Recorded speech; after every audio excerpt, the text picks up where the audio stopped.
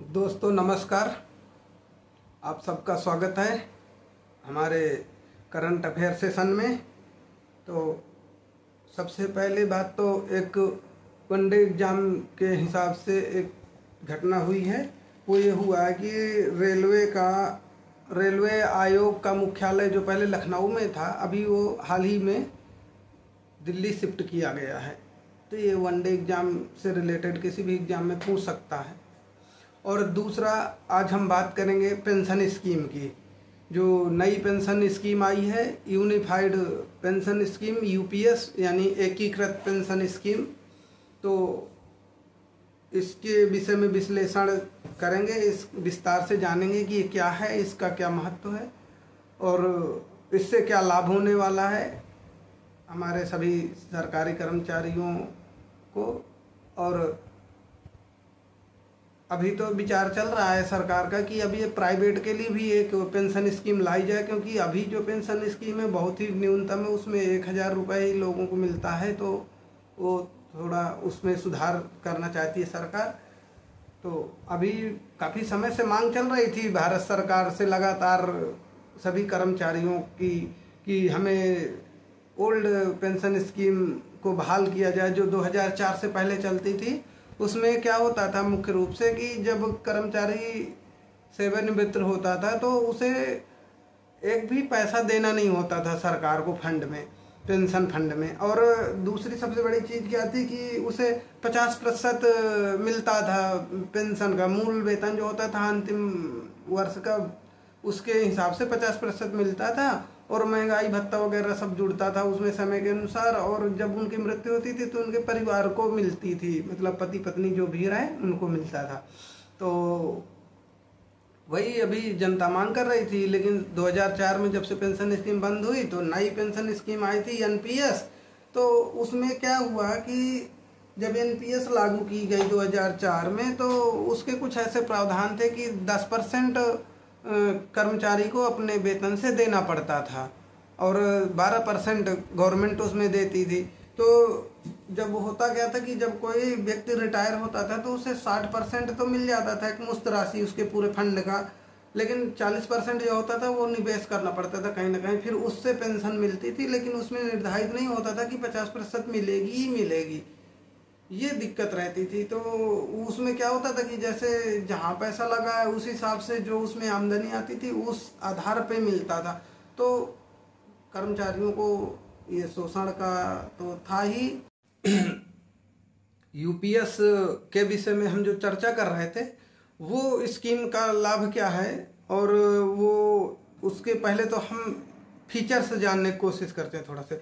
तो हुआ क्या है कि इसमें जो नई चीज़ जोड़ी गई वो ये है कि अगर कोई भी कर्मचारी 10 वर्ष तक सर्विस कर लेता है तो उसे न्यूनतम 10,000 रुपये पेंशन दी जाएगी, जो पहले नियम था ही नहीं। और इसमें और जो चीज़ हुई है कि यदि कोई 25 वर्ष की अपनी नौकरी को पूरा करता है तो उसको पूरा पेंशन दिया जाएगा। जिस वर्ष वो रिटायर होगा उस वर्ष के अंतिम 12 माह का जो औसत वेतन होगा उसका 50% उसे पेंशन के रूप में दिया जाएगा।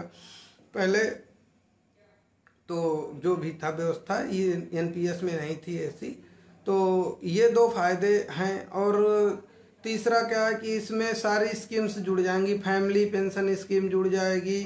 और उसके बाद जो है और भी जो जो इसमें स्कीम्स दी हुई हैं उन सबको सरकार ने दावा किया है जोड़ने का कि आश्रित स्कीम। और इसमें भी एक जो चीज़ हुई है कि जैसे कर्मचारी की सेवानिवृत्ति के बाद मृत्यु हो जाती है, उसकी पति या पत्नी को 60% तक पेंशन दिया जाएगा, जो एनपीएस में नहीं हो रहा था।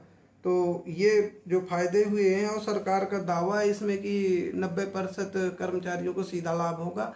और इसमें क्या करना है कि सरकार ने कहा कि 10% आपको अपने मूल वेतन का और महंगाई भत्ते का आपको इस स्कीम में देना होगा और 18% सरकार देगी। तो ये है। और सबसे बड़ी चीज़ जो हुआ है इसमें फिक्स 50% निश्चित है जो पेंशन मिलनी है। तो ये जो 2-3 अच्छी चीज़ें हुई हैं कि इसमें एक तो एनपीएस में फिक्स नहीं था, इसमें फिक्स है। और इसमें सरकार 18% दे रही है, वहाँ 12% दे रही थी, 18.5%, सॉरी। तो अभी सरकार का यही कहना है कि मूल वेतन का 50% दिया जाएगा। तो ये तो मतलब ओल्ड स्कीम के जो फीचर थे सारे वही उठा लिए, उसमें भी 50% का था, इसमें भी 50% का हो गया। और जो मतलब ये थी एनपीएस थी, तो इसमें था कि इसमें 10% देना पड़ता था कर्मचारी को अपने वेतन से, तो इसमें मूल वेतन का 10% और महंगाई भत्ते का 10% देना है, तो ये देना है। लेकिन इसमें सरकार अपना शेयर बढ़ा रही है, 12% बढ़ा के 18.5 कर दिया, तो इसका फायदा तो मिलेगा और फिक्स भी हो गया। और इसमें फैमिली को भी मिलेगा, 60% मिलना है मृत्यु के बाद भी, रिटायरमेंट के। तो ये अच्छी चीज़ हो गई है। मुझे लगता है कि ये स्कीम बहुत आज के समय को देखते हुए बहुत अच्छी है और इसका सभी केंद्रीय कर्मचारियों को फायदा उठाना चाहिए। और सबसे बड़ी चीज़ क्या है कि सरकार ने कहा है कि राज्य सरकारें भी इसे लागू कर सकती हैं अपने अपने यहाँ। और एक खुशखबरी ये है कि उत्तर प्रदेश सरकार भी इसे बहुत जल्द लागू करने जा रही है, तो सभी उत्तर प्रदेश के कर्मचारियों को भी इसका बहुत अच्छा लाभ मिलने वाला है। और आप लोग इसको स्वीकार कीजिए, क्योंकि सरकार ने कहा कि स्वतंत्र है, जिसको एनपीएस में रहना वो एनपीएस में रहे, जिसको यूपीएस में आना है वो यूपीएस में आए, यानी नई पेंशन स्कीम में आ जाए।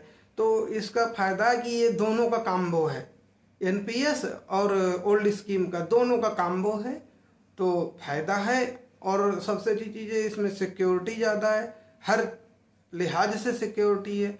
और सरकार चाहती है कि जो हमारे कर्मचारी हैं वो परेशान ना हो। रिटायरमेंट के बाद तो लोगों को थोड़ा दिक्कत होती, भाई कमा सकते नहीं हैं, और फैमिली में जो बच्चे वगैरह हैं वो पता नहीं आपका सहयोग करें, बुढ़ापे में नहीं करें। तो सरकार चाहती है कि आपको फिक्स वेतन मिलता रहे पेंशन के रूप में, आप अपना जीवन यापन अच्छे से करते रहें, क्योंकि आपने जो 60 वर्ष सरकार को दिए, देश की सेवा में समर्पित किए, तो उसका सम्मान होना चाहिए और आपको सभी सुरक्षा मिलनी चाहिए। भाई सरकारी नौकरी लोग करते क्यों है? इसीलिए करते हैं कि वहाँ लोगों को पेंशन की, बुढ़ापे की सुरक्षा होती है। और ये पेंशन माने कमाई का जरिया नहीं है, ये बुढ़ापे की सुरक्षा गारंटी है। तो लोग इसीलिए गवर्नमेंट जॉब की तरफ ज़्यादा रुख करते हैं, नहीं लोग पैसा कमाएं प्राइवेट में जाएं, तो वैसा है। तो सरकार चाहती है कि हम अपने कर्मचारियों को सुरक्षित रखें, और यदि कर्मचारी सुरक्षित रहेंगे तो अच्छे से काम कर सकेंगे। अभी तो क्या चल रहा है, 6वें वेतन आयोग जो लागू है उसी के आधार पर बनेगी। तो अभी का जो आंकड़ा न्यूनतम निकल रहा है वो तो मतलब जो 10 वर्ष की सेवा पे 10,000 का बात था, तो वो तो 15,000 रुपये हो रहा है उसका एवरेज, आज की महंगाई वगैरह को देखते हुए।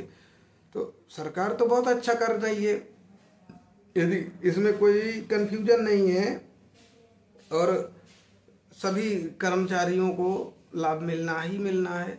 अच्छी स्कीम है। पहले वाली की जो खामियां थी, जो फिक्स पेंशन नहीं होती थी, उसका एक तोड़ है कि ये फिक्स पेंशन है, इसमें 50% मिलना ही मिलना है।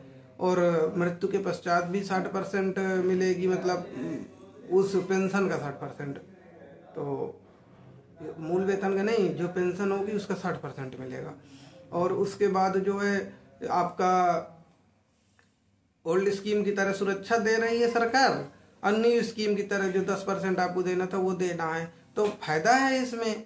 हाँ, उसमें क्या था कि आप एक खाता खुलवाते थे, फिर दूसरा खाता खुलवाते थे, तो पहले खाता जिसका खुला है वो उसमें से कुछ ग्रेजुटी अपना निकालता रहता था जो भी उसको जरूरत पड़ती थी। इसमें तो ऐसा नहीं है, लेकिन ये ज़्यादा सुरक्षित है, अव्यवस्थित है, तो लोगों को अपने हिसाब से, ज़रूरत के हिसाब से सही है पेंशन स्कीम। और लोगों को चाहिए क्या बुढ़ापे में? भाई देखो, प्रोविडेंट फंड वगैरह तो वो तो मिलता ही मिलता है सबको, रिटायरमेंट। लेकिन इसमें क्या है, बुढ़ापे में आपको सुरक्षा दे रही गवर्नमेंट। अब बुढ़ापे की सुरक्षा ही तो चाहिए पेंशन स्कीम से, और चाहिए क्या किसी को?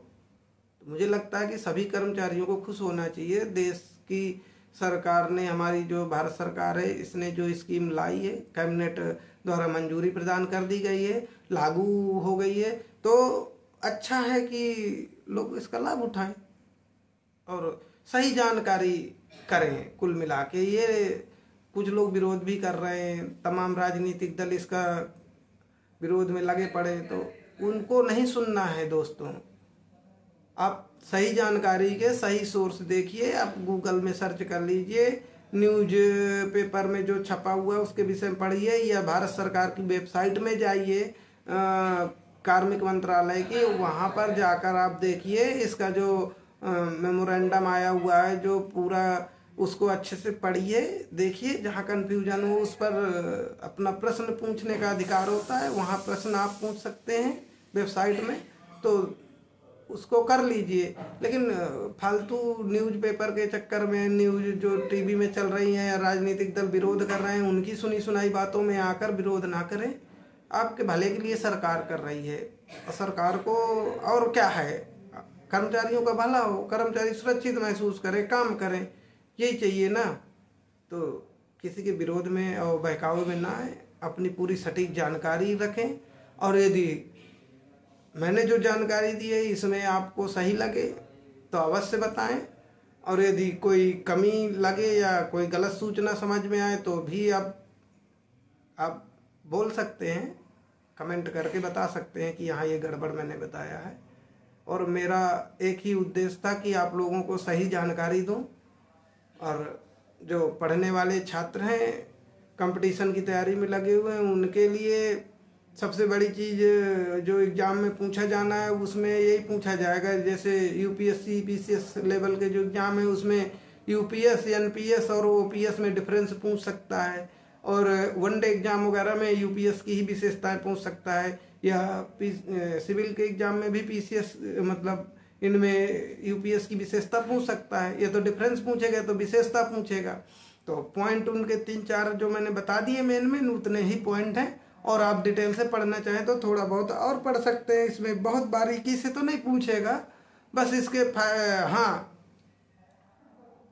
जो सिविल के एग्ज़ाम है उनमें मेंस में ये क्वेश्चन ज़्यादा पूछ सकता है, क्योंकि होता क्या है कि ऐसे जैसे हमारा पहले से ओल्ड स्कीम चल रही थी, फिर न्यू स्कीम आई, तो फिर अभी ये यूपी यूनिफाइड आ गई। अब इसमें वो पूछ सकता है कि आखिर ओल्ड स्कीम को हटाया क्यों गया था, एनपीएस आई तो किस मायने में कर्मचारियों के लिए अच्छी नहीं थी, या उससे कर्मचारी सुरक्षित महसूस नहीं कर रहे थे, तो इसका क्या कारण है कि ये सुरक्षित रहेगी या लोगों को कर्मचारियों को सुरक्षा दे पाएगी ये स्कीम। तो ये ऐसे कुछ प्रश्न इसमें बन सकते हैं मेंस के लिए। और जनरली तो इसमें वही पूछेगा, 4-5 पॉइंट जो दिए हुए हैं उतने ही शुरू के, जैसे 50% फिक्स कर दिया गया है, 10% कर्मचारी का शेयर होगा, 18-18.5% गवर्नमेंट का शेयर होगा। तो ये 3-4 पॉइंट हैं। और रिटायरमेंट के बाद यदि मृत्यु हो जाती है उस व्यक्ति की जो नौकरी में था, तो उसके परिवार को, पति पत्नी में से कोई भी होगा तो उसको 60% पेंशन का मिलेगा, वो चीज़ हो जाएगी। ऐसे 3-4-5 पॉइंट हैं, तो बहुत क्रिटिकल नहीं है, इसे समझना और सरल है।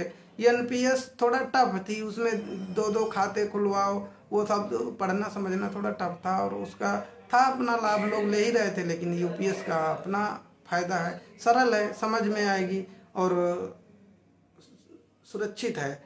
और बुढ़ापे को चाहिए तो बुढ़ापा सुरक्षित कर रहे हैं 50% देकर मूल वेतन का। तो ये है, आप लोग इसको और अच्छे से देख लीजिए। मेरे हिसाब से तो इतना ही है, और करंट का इतना ही है इसमें। तो अब इस वीडियो को यहीं समाप्त करते हैं। धन्यवाद।